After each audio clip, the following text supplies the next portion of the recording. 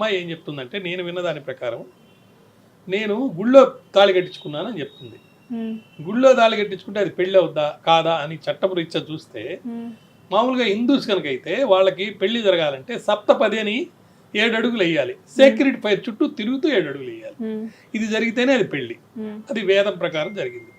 కానీ జస్టిస్ రామస్వామి గారు supreme court judgement ఒకప్పుడు ఏం చేయారంటే ఇద్దరు అమ్మాయి అబ్బాయి సొసైటీలో వాళ్ళిద్దరూ భార్యాభర్తలుగా పరిగణించే విధంగా వాళ్ళు ఉంటే వాళ్ళని రికగ్నైజ్ చేస్తే భార్యాభర్తల కింద ఒక అబ్బాయి అమ్మాయి వచ్చారనుకుందాం, మెళ్ళో తాళి ఉంది, ఒక రూమ్లో దిగింది పక్కన, మా వారని చెప్తారు, నా భార్య అని చెప్తారు, పిల్లల్ని కూడా కంటారు, ఓ 10 ఏళ్ళు అయిపోద్ది.